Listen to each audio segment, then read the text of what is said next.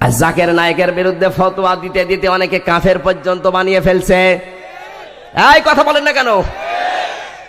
আরে ভাই, সে একটা বাংলা শিক্ষিত মানুষ, সে যতটুকু করছে আপনার দ্বারাই হবে।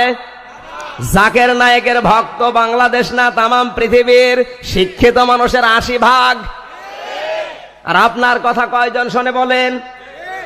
আজ অনেক আলেম পর্যন্ত এমন বিষাদগার করছে, কোন মানুষ যদি কাফের না হয়, তাকে যদি কেউ কাফের বলে, আপনি যতদিন পর্যন্ত কুফরি না করবেন ততদিন আপনার মরণ হবে না। শার্ট প্যান্ট পরে এই জন্য যদি লোকটা কাফের হয়, বাংলাদেশের রাষ্ট্রপ্রধান যিনি এখন দায়িত্বে আছেন, রাষ্ট্রপতি অ্যাডভোকেট আব্দুল হক, ও কাফের হবে? এই কথা বলছেন না কেন? ও শার্ট প্যান্ট পরে যদি কাফের হয়, বাংলাদেশের 80% মানুষ কাফের। কথাগুলো বোঝার চেষ্টা করেন। সে স্যাটেলাইটের মাধ্যমে বিশ্বে যে কাজটা করছে, আপনি তো তার পায়ের কাছেও যেতে পারবেন না। কোন কারণে ফতোয়া দেন বলেন তো? সে বাংলা শিক্ষিত লোক, সব যে ঠিক করছে আমি তা বলছি না। কোরআন আপনার বাবার না। যেটা আপনি মানতে পারেন না, কোরআন হাদিসের সাথে মেলে না, সেইটা বলেন। তাকে প্রোটেস্ট করেন, সেই জায়গায় যান, তাকে বলে দেন যে এগুলো ভুল হচ্ছে। দূর থেকে আপনি ঢিল ছড়েছেন কোন কারণে? আপনি গবেষণা করে দেখেন তো, 100%-এর 80% লোক পৃথিবীতে তার ভক্ত। বিশ্ববিদ্যালয়, ইসলামী বিশ্ববিদ্যালয়ের 450 শিক্ষক, 380 জন তার ভক্ত। আপনার ভক্ত কয়জন আছে? আপনার কথা তো মুরগি তো শোনে না।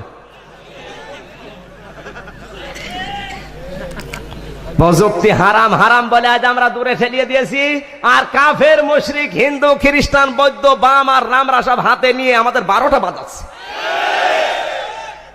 হারাম তো কত কিছু আছে, সেগুলো তো বলতে পারো না। এদেশে 2 জন মহিলা পরপর ক্ষমতায় যায়, এটাও তো হারাম। এর বিরুদ্ধে একবার কথা বলো দেখি। কত হারাম দেশে গড়াগড়ি যাচ্ছে, হারাম কাজে সাপোর্ট করে, আবার একজন মানুষকে হারাম বানিয়ে দিচ্ছে। ও যে 100% সঠিক, ঠিক আমি তা বলছি না। ওর কথা যেগুলো কোরআন হাদিসের সাথে মেলে, ওগুলো মেনে নেন। যেগুলো মেলে না, ও মানার দরকার নেই। বিষদগার করে করে আজ আমাদের কাজ একেবারে 100% সফল হচ্ছে তা কিন্তু না। মিডিয়াগুলো হারাম বলে আপনার কি লাভ হচ্ছে?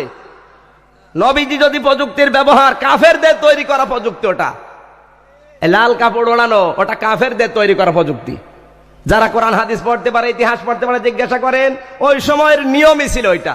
বিপদে পড়লে মানুষ লাল কাপড় উড়িয়ে দিত। ওটা যদি প্রযুক্তি হয় ওই সময়, আর নবী যদি ব্যবহার করে ইসলামের দিকে আহ্বান করতে পারে, এই স্যাটেলাইট মনে করেন কাফেররা বানিয়েছে, এই কম্পিউটার মনে করেন কাফেররা বানিয়েছে। এটা যদি আজ আমি ইসলামের পক্ষে কাজে লাগাতে পারি, মিডিয়ায় স্যাটেলাইটের মাধ্যমে মেয়েদেরকে মাহফিলগুলো, তাফসির মাহফিলগুলো, ওয়াজ মাহফিলগুলো দেখানো হয়, অনেকে বলছে হারাম হারাম হারাম।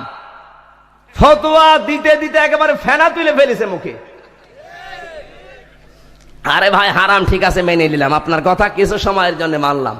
আপনাকে আমি বলছি, হজে যারা যায়, পুরুষের চেহারা মেয়েদের জন্য যদি দেখা হারাম হয়, হজে যারা যায় ওদের হারাম হবে না? বলেন। আর এই যে সরাসরি তো না, এটা তো একটা ছায়া। আমি সরে গেলে ছায়ার দেখা যাবে? এটা তো ছবি না। বিষয়গুলো গবেষণা করেন, তারপরে এমনিতে ধরা পড়বে। কারণ আপনার আলোচনায় কোনো সায়েন্স নেই, কোনো বিজ্ঞান নেই, টেকনোলজি নেই, শুধু আছে আখিরাতের ওই জীবনধারা। দুনিয়ায় চলতে হলে রাসূল যেগুলো তৈরি করেছিলেন, নবীজির সাহাবীরা মহব্বত করেছে নবীকে অনুসরণ করে করে।